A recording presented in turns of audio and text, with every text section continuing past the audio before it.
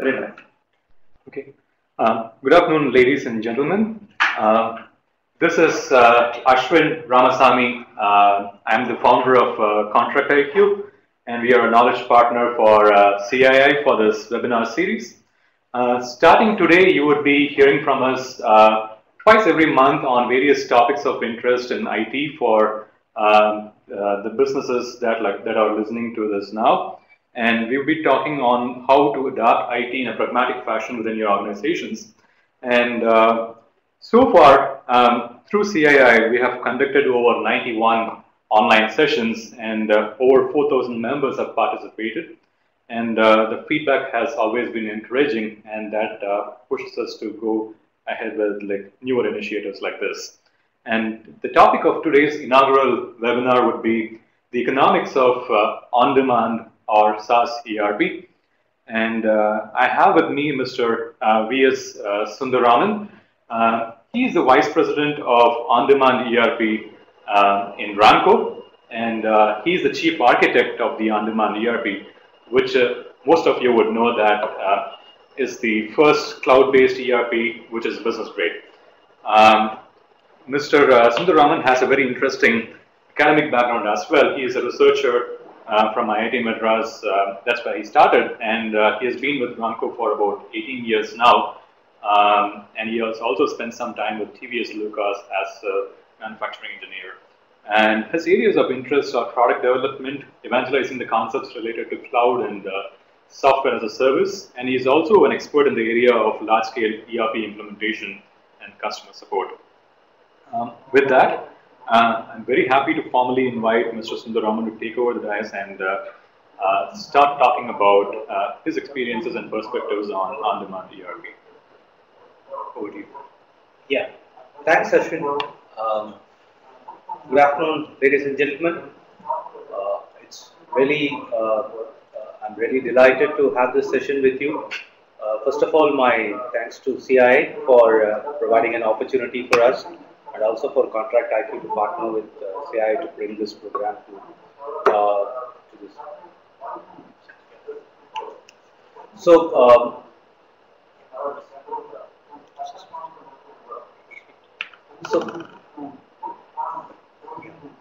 just a point of announcement here. This webinar is a one-way audio interaction. If you have any questions, we have assigned 15 minutes at the end of this webinar for questions that we can take from you. On the right-hand side of your screen, you would have a box on which you can type your questions, and we would take those questions one by one. So for the first 40 minutes, the webinar itself would be a one-way audio conversation, primarily initiated by Mr. Sundaraman. Yeah, thanks, Ashwin. So here we go. So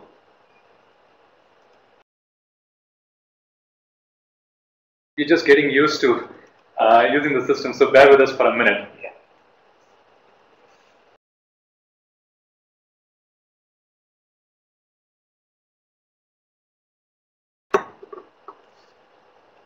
Okay.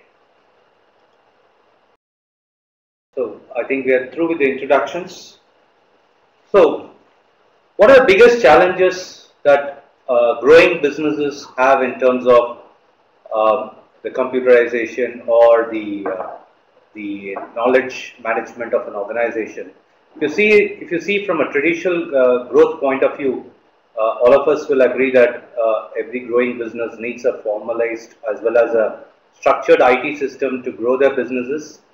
And this is something which has become imperative over the last few decades. And most important is, I think IT from being associated business of every organization has become the central theme for the growth. And in terms of the strategic importance for growth, I think the importance of IT need not be overstressed. So now I think we don't need to have to get educated about an ERP. I think all of you are aware that ERP is something which is a backbone for every organization. So coming back, assuming that you decide to go for ERP, what is that happens with the traditional model that we have been used for the last couple of decades on acquiring and implementing an ERP? The first biggest challenge is in terms of the costs. Moment you go for an on-premise ERP, that is, you acquire the ERP and implement it in your premises, you are definitely not sure of what costs that you will finally end up while finally getting the benefits of the ERP. While the cost of the ERP itself could be in the range of few lakhs to a crores, the cost of implementation and the cost of managing the people associated with the implementation and the disruption that it takes to your business to get you on board could be at least 3 to 4x of the amount that you spend on acquiring the ERP software itself. More than anything else, while that is a cost which we'll have to live with, the biggest challenge that comes in terms of organizations which are hard pressed for working capital and cash flow will have to invest on infrastructure, which is possibly not their best forte in terms of the knowledge and the capability to run this ERP. And most importantly, these infrastructure items like the hardware and the network needs to get constantly upgraded based on what is happening outside. And with businesses getting connected across the globe through the net, it's also pertinent that the security infrastructure is kept in pace with what is there outside it. So there has to be a constant investment in terms of the infrastructure. More than anything else, I think once you decide on getting onto an on-premise ERP, it takes anything between 12 to 18 months for people to get on board, primarily because it needs the investment in terms of the hardware, it needs the mobilization, it needs the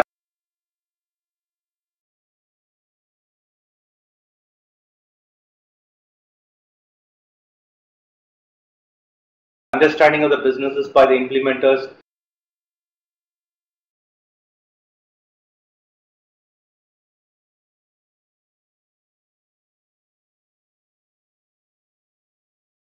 And so on. So by the time you get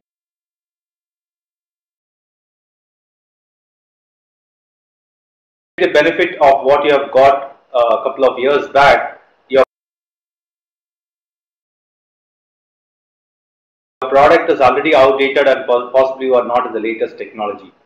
And most importantly is the rigidity of any on-premise ERP, because once you acquire the ERP on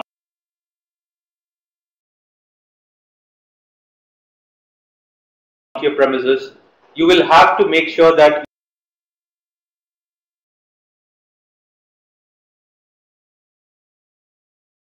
you use the investment that you invested on for a couple of years or 3-4 years before you can upgrade it, and each of this upgrade comes at a huge cost, both in terms of people as well as in time. So while we have been living with these challenges, I think in the last 5 to 10 years there has been bigger challenges that has coming in terms of how to keep your enterprise mobile. Yeah.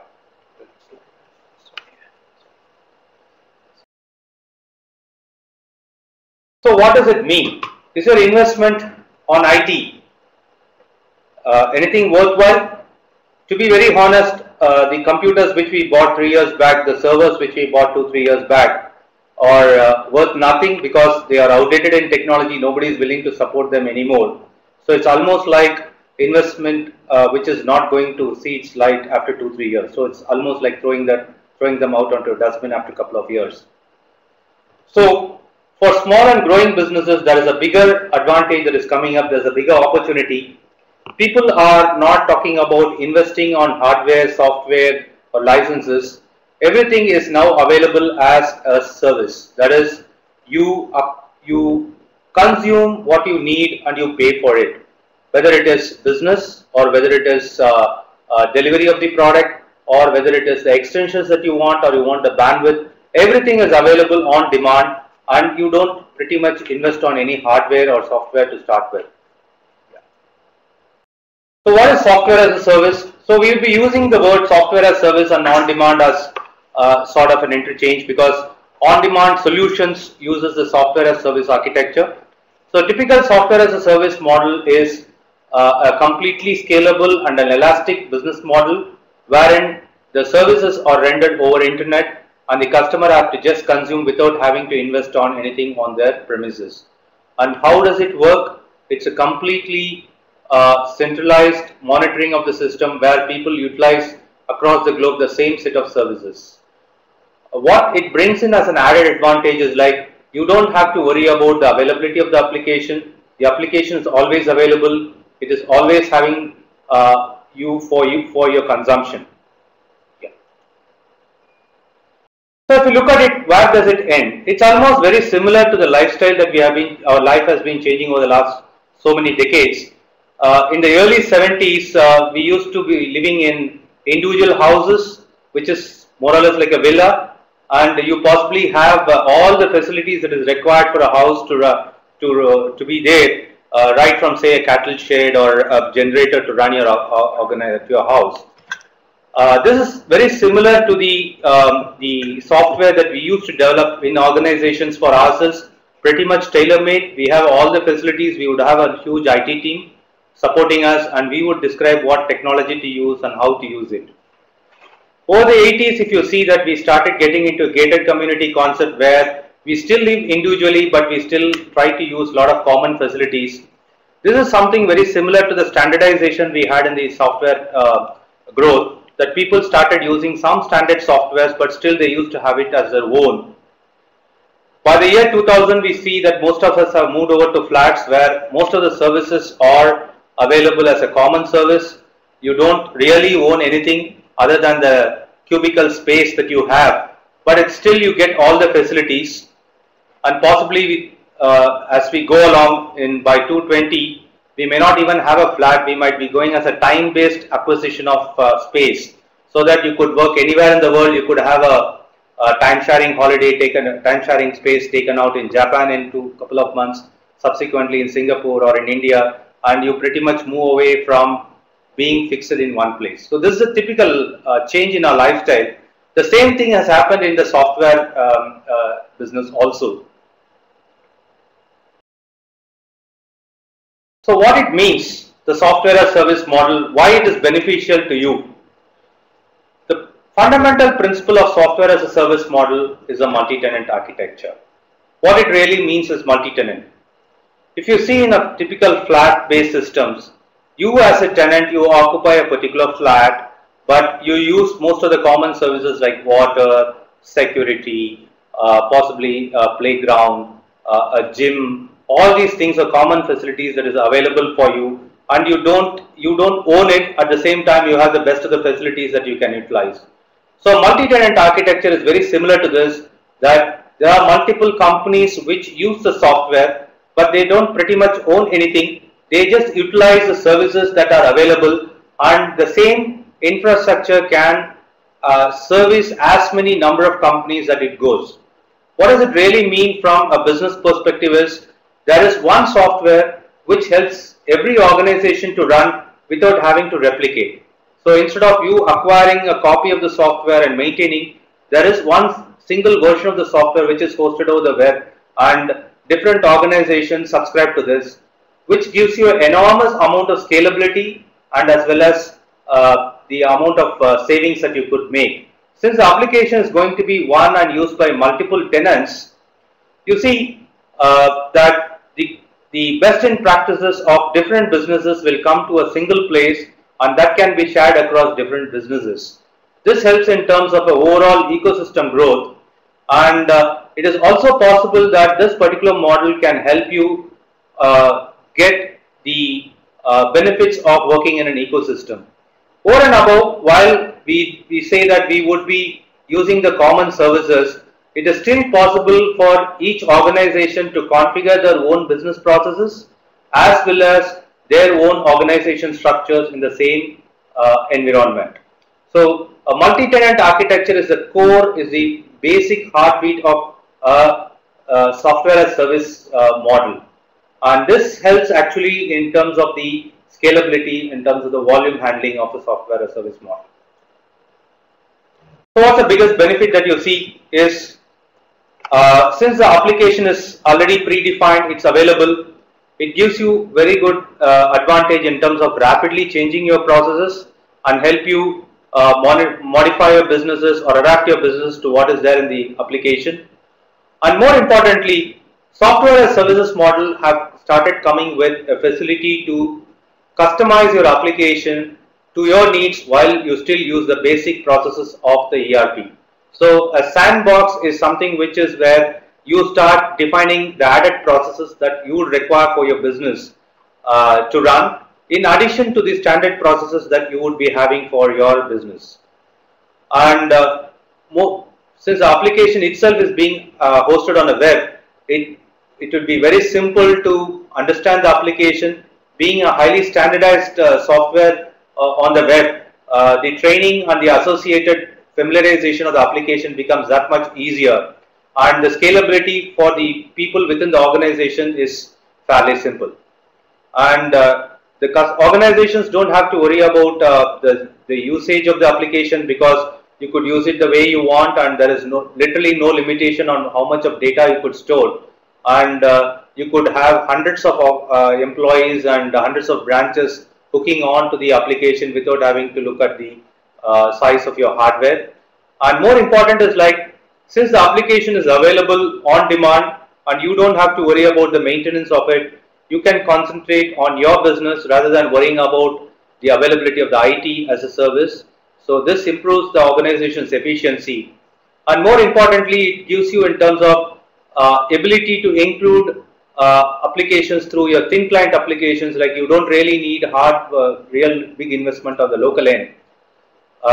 This also helps, these type of architecture helps you in terms of layering your business requirements, like, say for instance, right from the information that has to be shared to the CEO, to the supervisor, to the operator on the shop. These informations can be layered and projected to the individuals.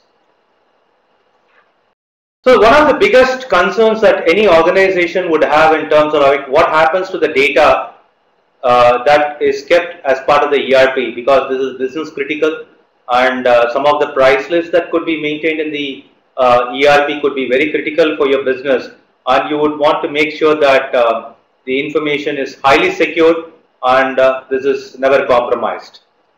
So more on a philosophical note, if you look at it, the security as a thing over the last so many decades has changed.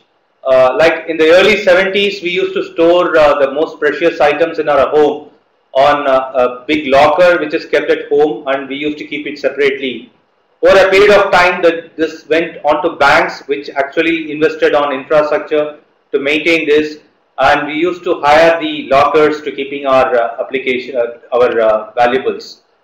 And this got converted into electronic format, and possibly in 2015 or 2025, all the things could be, you may not even know where that is stored, and that could pretty much be in the cloud.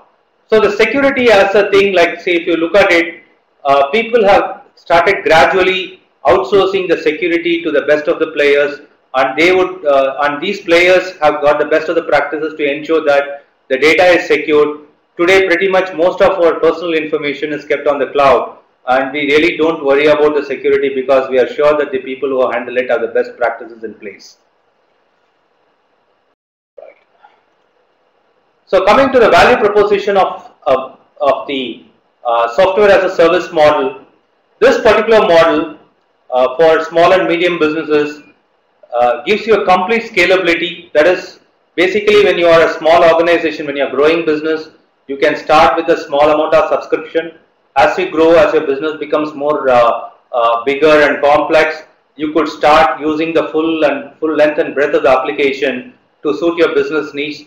And all these you could do without doing any additional investment, and it can be pretty much be done on the fly. And most important of SaaS applications are that they are primarily designed in a very simple way, and most of the transactions will be intuitive, leading to a reduction in the training and the amount of complexity that can be reduced. And the most important of this model, which helps the users to evaluate, is there is a very easy entry and an exit that people can hook up, find out whether this particular model is suitable for them, for their businesses, and in case if they find it otherwise, they can actually exit to the business with the data which has been stored. And more important of this particular model, this is evergreen and flexible. What is this evergreen? If you have had an experience of buying an on-premise model, you would have known that a host of service providers, a host of IT people thrive on upgrades. Every upgrade that comes with the product will cost as much as the original purchase you have made for the product. So what happens is like this makes the whole on-premise ERP system being highly cost ineffective, and you are always on the run to do new investments. In a SaaS model, you don't have to worry about any of these investments because the service provider will ensure that you are on the latest technology, you are on the latest functionality, and most importantly, most of the times the functionality increases or the upgrades comes free of cost. So there is absolutely no need for any investment on the upgrades, and your product remains evergreen. And most important is like any of the technology upgrades on the client end in terms of accessing the application through tablets or mobile phones. These are provided at no cost, and you could actually access the application pretty much the way you accessed it before.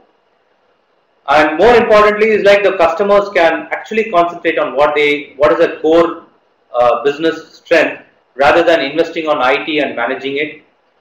Software as a service model really gives you benefit in terms of a faster implementation.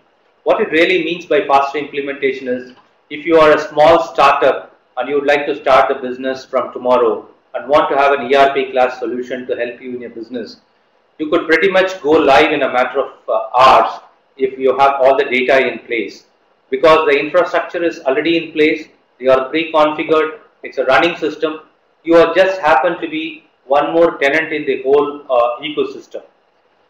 And in terms of the infrastructure, you would have the best of the infrastructure that is provided for you, and you will have the world-class security that is associated with this.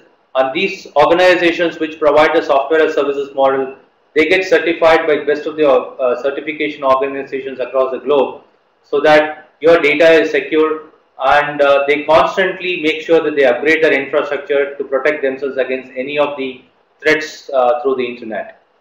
And there are no AMCs, no upgrades, no update costs, all of them come free of cost. So you could pretty much be sure about what is the revenue that you are going to spend, what is the amount of money you are going to spend on this product on a continuous basis, rather than getting surprises from the vendor on regular basis on upgrades and the cost of associated OS and databases. So this is, if you see this value proposition is quite unique for an on-demand solution, because you really utilize the application on the web, and you would use it on the scale that you want to use it, rather than trying to buy the whole application and not use a large part of the application. So why does SaaS as a concept has become very, very powerful and people are hooking up to this SaaS model is because one is the reliability of this model is very high. The applications are available almost 100% of the time, and the applications are designed to be user friendly, and they are very intuitive, and the amount of training comes down drastically for these applications, and you pretty much have a comfort in terms of switching out of the service provider in case you are not too happy with what is the service provider or possibly not happy with the application. And it also gives you a great flexibility in terms of scaling up your usage based on the business needs. Like say if there is a crisis, if there is a market downturn, you could pretty much scale down your usage, start using the application on a very lower consumption level, and then once the business picks up, you could actually scale up. So this gives you a very good flexibility in terms of varying your monthly outgo based on your business needs. And the applications are all on perpetual beta. What it really means is like you get continuous improvements both in terms of functionality, technology, user experience, user interfaces. Everything is on the latest because the SaaS providers would like to always adopt the latest technology to make sure that you get the best of the experiences. And it gives the organizations the biggest advantage to concentrate on the core competencies rather than investing time on IT. And over a period of time, what we see is that the cost of the SaaS products will come down, which will greatly enhance the return on investments for user organizations. So what to look if you are looking out for an on-demand ERP, what you should look out for before you decide this. While there is always an option for you to exit from a subscription, it's always not the best idea to invest time and then exit. So before you take a decision, it's very important that you look at various factors of the service provider before you take a decision of buying the ERP. The first and foremost of selecting a on-demand ERP is you should look at the vendor's background and his financial strength. The reason being that SaaS ERP needs a large amount of R&D and deep pockets to ensure that they stay in the market, because the subscription money is a very small fraction of the revenue that is invested on it. It's a long-term model, so you need to make sure that you are buying only from people who have the financial strength to survive in the market and who have proven track record of working in ERP space.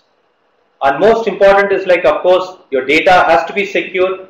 You need to look at very reputed organizations with good standing to make sure that the data centers are secure and whether they are having the proper accreditation process for the data centers. There are a lot of large organizations which have ventured into the SaaS model, but they have gone out of the business over a period of time because people started using virtualization as a methodology for the SaaS model. Virtualization here means you create so many instances of the application and run it from a central data center, while from an end customer point of view it looks like he is accessing one application which is hosted on the web. This particular model has really bombed because few of the large organizations which invested on this found that beyond a point of time replicating doesn't help because the scale of operations become too complex to manage. So whenever you are looking out for SaaS based ERP, look out for companies which do a multi-tenancy model based software as service. What it really means is, like, they have only one instance of the application running for all the customers. This gives the benefit of a SaaS. Otherwise, you will have a problem that the vendor will start charging you for each and everything over a period of time. And then the most important thing is in terms of the encryption technology adopted, whether your data can be snooped from the web through the traffic. So you need to have a vendor who has the best encryption technology, the SSL certificates and other things. While a SaaS model is good for a web, it's also important that you demand a proper SLA from the vendor, and this sometimes could be very demanding because you could have a problem late in the night when you are doing shipment and you may need the vendor to service you within a matter of minutes or hours. So the issue resolution and the SLAs for them becomes very critical for such a business, and you need to look at it before you sign up with a vendor. And integration with any third party today is a reality. Today we are sure that we want to integrate our internal applications with various external applications as well as social media, so that we become prevalent everywhere and also we get the best of practices. So it's very important not to just look from a software and multi-tenancy, also look out for organizations which have a framework for integrating with any third-party product, and they are able to communicate the information back and forth. This is pretty much important because when you are interacting with your suppliers or your customers who could be multinationals and having their own ERP systems, you might want to completely integrate with them over the web without you having to invest time on it. So this is pretty important for growing businesses, Tier 2 and Tier 3 manufacturing organizations.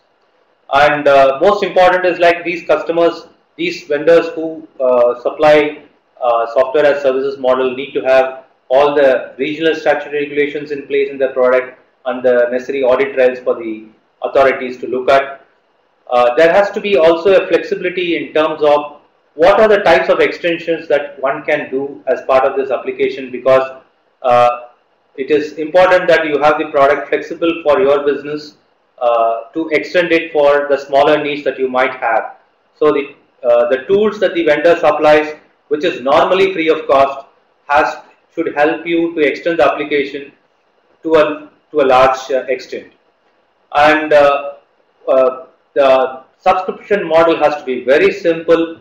Don't get into vendors who give you a complex subscription model. It has to be simple multiplication of number of users and a monthly subscription.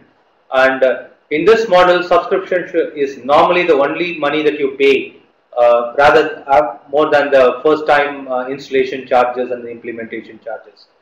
And last but not the least, I think in case if you decide to exit the business, you need to know how your data is procured back to you, and whether the customer, whether the vendor makes sure that he deletes all the data that he has kept of yours.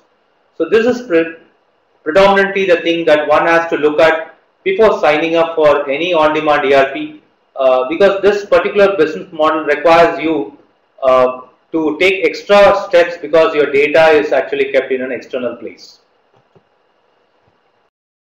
So why should you move to an on-demand ERP?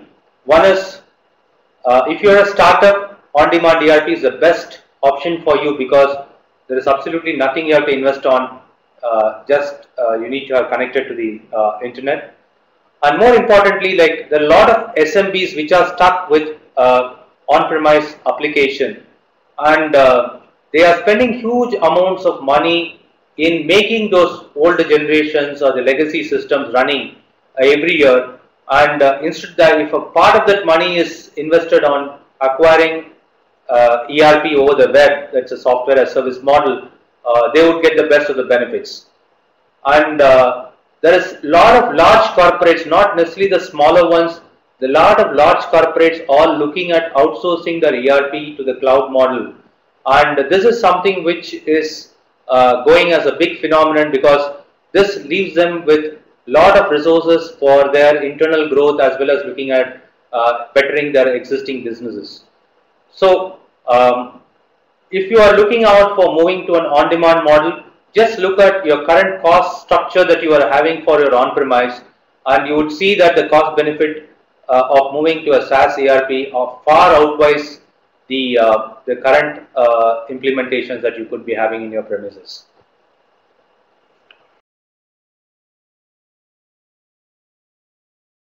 So typically, what are the types of SaaS offerings you have? One is you could subscribe to a very basic offering, which is normally a scaled down operation of a large enterprise model, or for a specific vertical that you could have, or an advanced version which gives you a complete full blown ERP, which helps you to configure pretty much like what you have it on your premise, and facility to customize your application.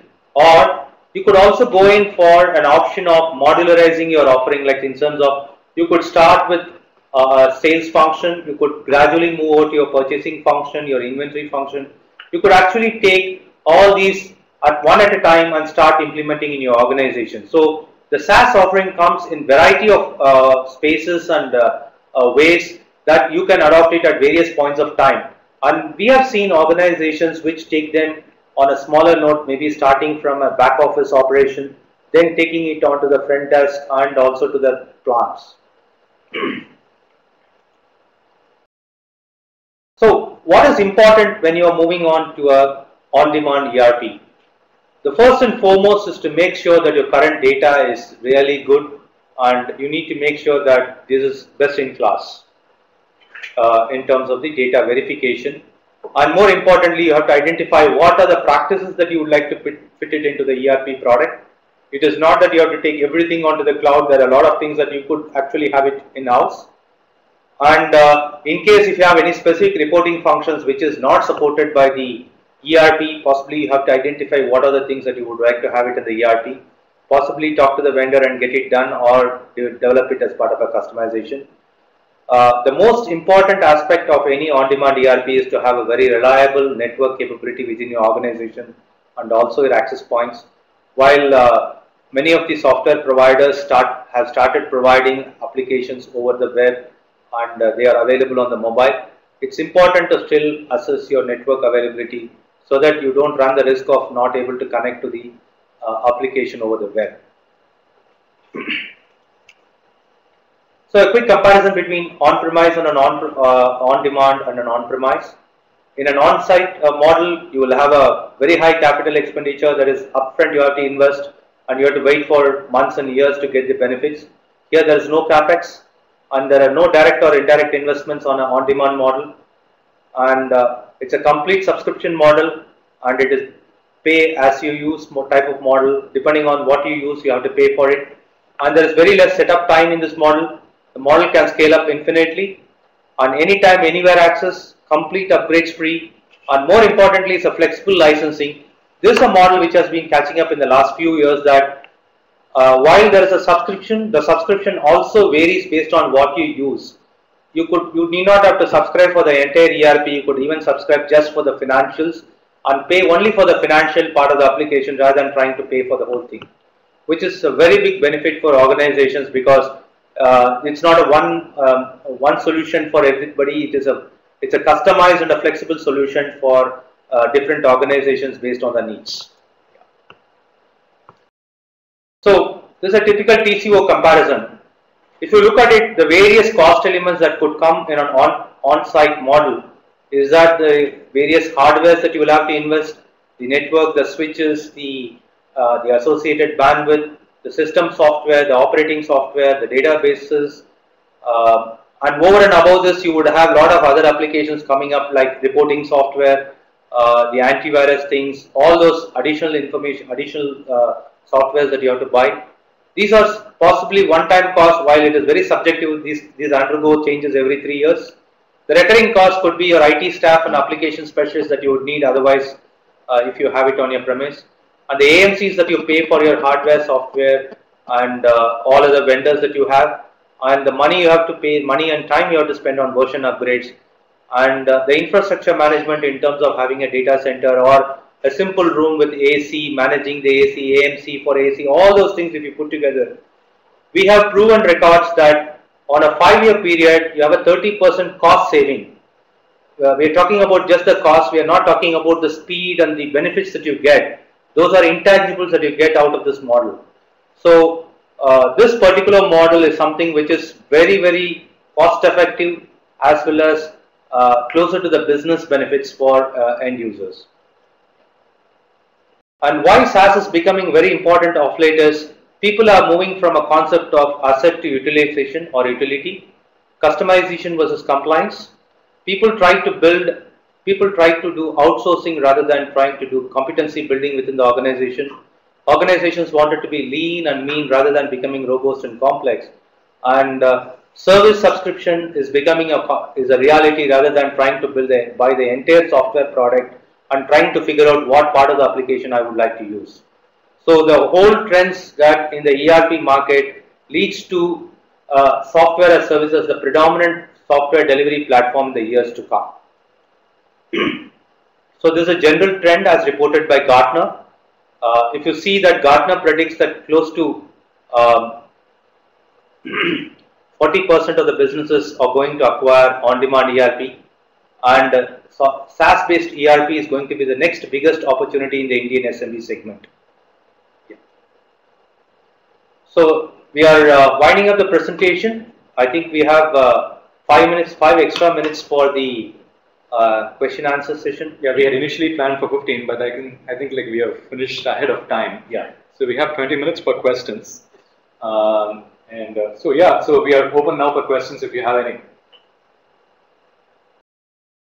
Remember that you cannot speak from your systems. You have to text your questions on the dialog box which is available on your screen.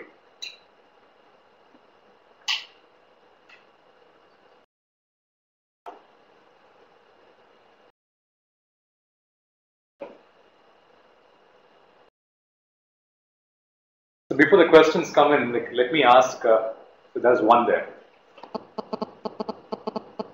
What is the cost of ERP? Perceived cost of this ERP. So we're not specifically talking about one ERP here, but I think like there can be an answer given on what is the range of cost available. Yeah. I think you can speak. Yeah, I think one of the questions that has come up is in terms of what is the cost of this ERP. Um, the cost of ERP is basically of two parts. One is what is the subscription that you would like to pay for, and what is the first time enablement fee. The subscription actually is based on the number of users you would like to subscribe. The typical cost varies between anything between 3 to 6,000 rupees per month per user in the marketplace, and depending on what you subscribe for. And the one-time cost could vary anywhere between 3 to 30 lakhs, depending on the size of the organization. Yeah. So he was giving a scenario of 10 users. So Yeah. I think that's just a simple multiplication. Yeah, right? the 10 users could be anywhere between 30,000 to 60,000 rupees per month, depending on what he wants to use it for. Right. So we'll wait for a few more questions to come. But let me ask one question, which is, in your experience having worked with SMEs, how much of process improvement does a journey of going into ERP brings into those companies? Yeah. So one of the biggest benefits for an SME is the ERP process that gets implemented. Like say for instance, the typical payment process that one happens in a SME, you could actually control based on once the material comes in, the payment actually happens. And the system automatically validates that the payment can happen only for the accepted products and not for the products that are rejected. Or you don't make the payment if the material doesn't come in. In a typical disintegrated system, what happens is like you would have the payments happening parallelly, then the materials being updated parallelly, separately. So this has helped a lot of streamlining of the financial functions, which otherwise were managed individually by the financial people. And the other biggest benefit is like the data is flowing through the ERP, because you would actually get the data of the materials that are received on the shop into the finance system as ready for invoicing. So the finance person's job changes from being a data operator rather than to a controller who sees that how the data has to be processed. There are two questions. One which says, since security is the main concern, cloud-based services takes its own time to evolve. What is the reality with respect to security? Yeah, security is something like if you see that today, I would say that we always trust Gmail and Hotmail and other things for security because we know that the data is secure there and they have the best in practices. Today, if you see the SaaS-based organizations have gone in for the best-in-class security certifications, like say for instance, you can look out for certifications like SAS 70, ISA 3000 type 2 certifications, which actually tells you in terms of how the data is kept, how the data is accessed, is somebody having access to your data. So if you look at it, the current situation is like the software as services security is as good as the security that you could have it on your premise, because when you are having it on your premise, only your system administrator will have access. In a software as service model, nobody possibly have access to your data other than if you want to call it and have the access to it. So in a way, the software as security service model has got a better security than an on-premise model. You talked about two certifications. Can you just type it for the users so that they understand what to look for? Right. So the certification is SAS 70 type 2. I think like your shift key is on. Oh. SAS 70, 70, there's a...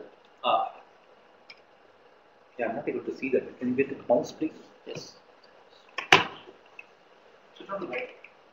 No, this is going light. That will be like that.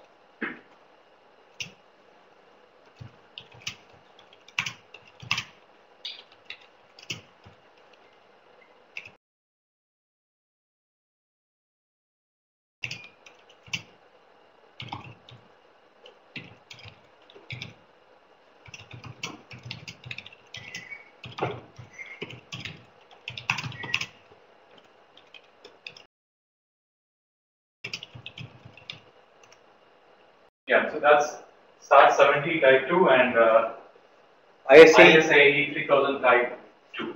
Yeah. So So is it normal for all India-based SaaS providers to have certification, or like, if a provider does not have certification, does it mean that they should not work with these providers? Yeah, it is recommended that these certifications are in place because these are done by third-party people, and these certifications are done in such a way that 100% of the records are verified. All the data center operations are verified, and this gives you an added proof that tomorrow, in case you have a doubt that somebody has access to your data, can actually call for these records and do the verification yourself. If somebody doesn't have this, it doesn't mean that the data center is insecure. It is just that they don't have taken the extra step of going for a third-party verification. Right. And also, it would help to bring out the point that even the SaaS providers, employees, or like authorized people would not have access to the data. Right? Absolutely, absolutely. So the certification actually ensures that the access to the data center is not done by the SaaS provider himself. And if at all he does an access, he does it only for administrative purposes like upgrading the ERP or anything. He will not have access to the data of the customer. So these certifications ensure in terms of what operations they did when they logged into the application and what data they accessed. Okay. There's one person who has asked a question. I'm not sure how easy it is to answer this. How does ERP reduce cost? That's a that's a question which everyone has in mind, because ERP is considered to be a cash guzzler. So how does So what happens, like, see, ERP has traditionally been a rich man's tool, I would say.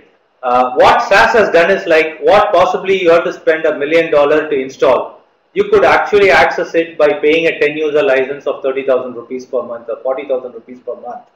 And you could pretty much get the same facility as you had if at all you have to buy a large scale ERP. So the software as service model actually democratizes the ERP for SMB as well as a large scale organization.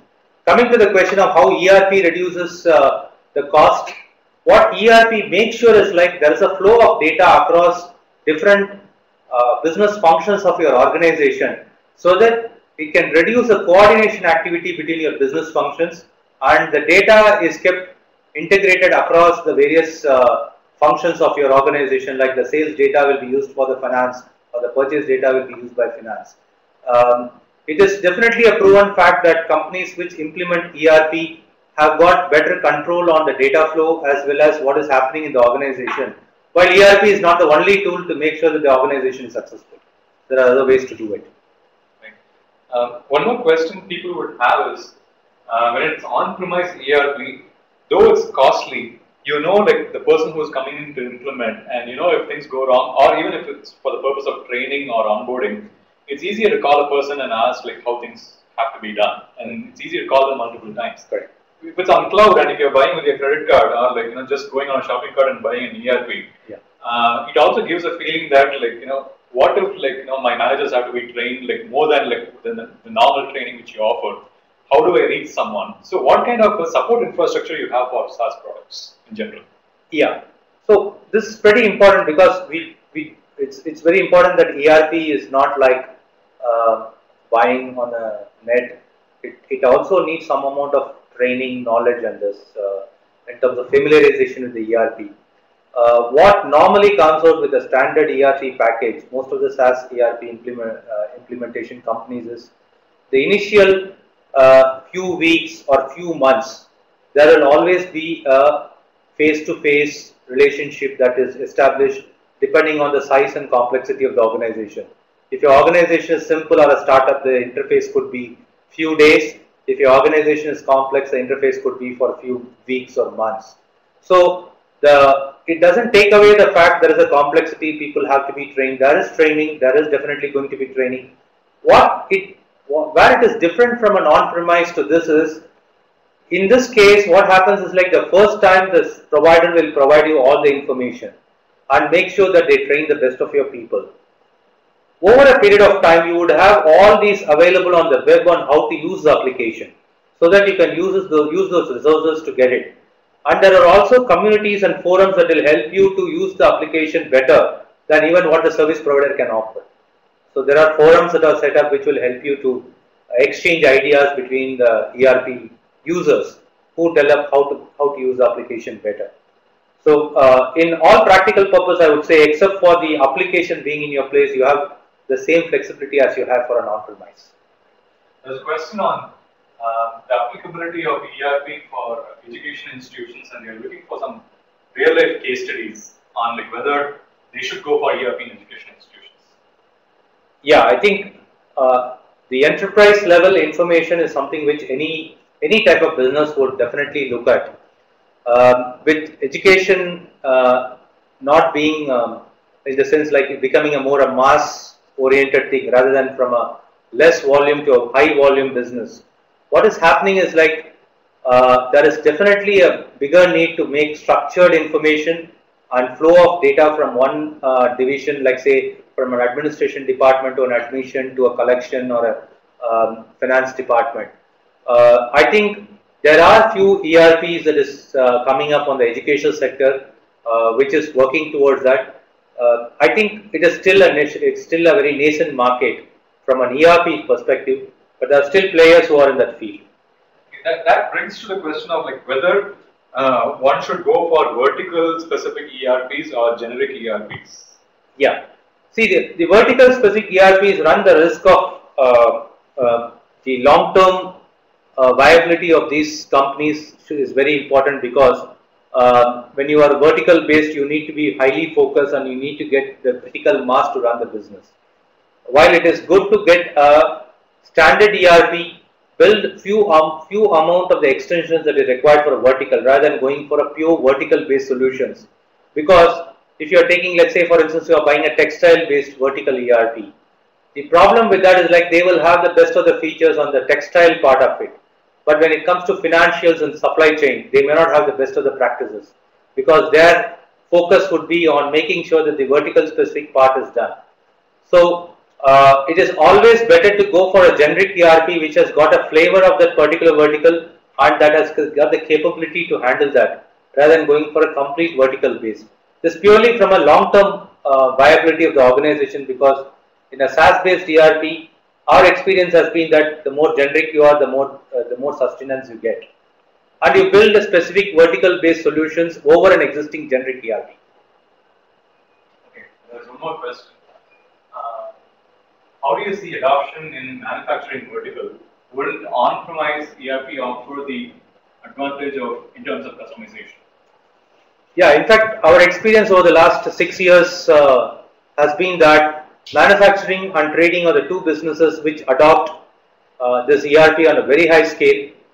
We have seen organizations in the range of 50 to 250 crores seeing this as the most advantageous model, because the manufacturing sector, the problem with the manufacturing sector is the investment that one has to make for running an ERP and the constant upgrades that one has to do.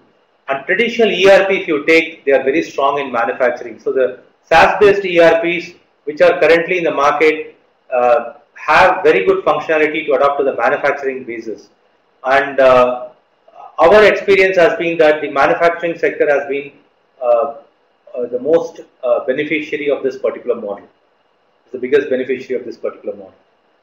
So staying on the topic of customization, yeah, we talked about multi-tenant architecture, right? Because it's the same application which serves multiple organizations.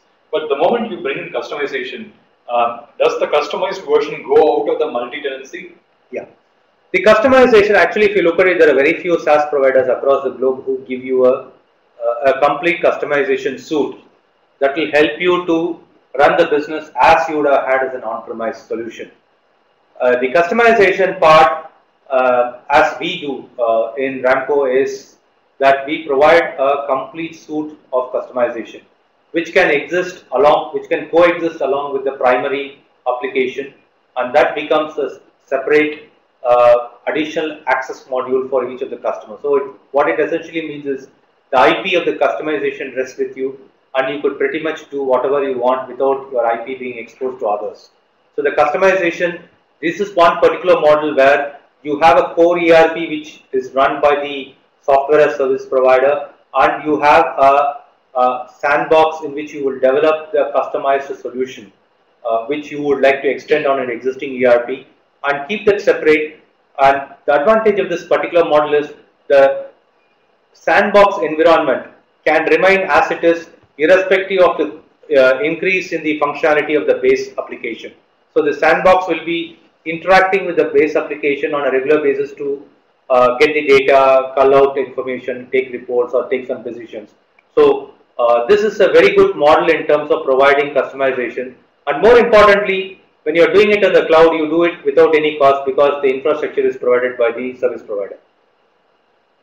All right. Uh, okay. So, are there separate CRM solutions for SMEs, just as based? Yeah, there are a lot of CRM. In fact, CRM is one of the most commonly used application in SaaS products. So there are a lot of CRM products available. Of course, Ramco also has got its own CRM product as part of its portfolio. So, just in terms of cost, so what is the CRM application for a 10 member like sales organization cost? Yeah, see, a 10-member organization could be anywhere between, say, 30,000 rupees to 25 to 30,000 rupees could be for a 10-member organization who use just the CRM part. So that's like 2,000, 3,000 rupees per user. That's right.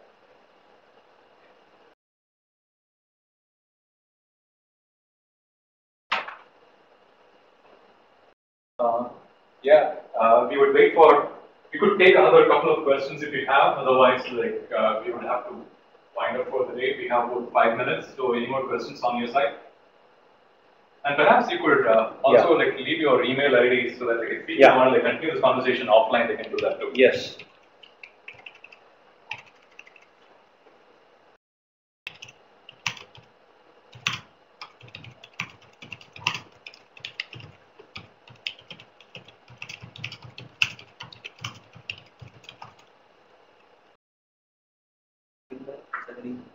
Yeah, reach me. You could reach me.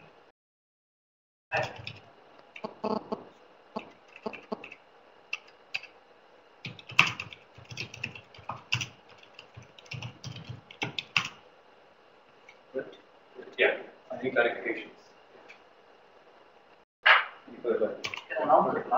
All right.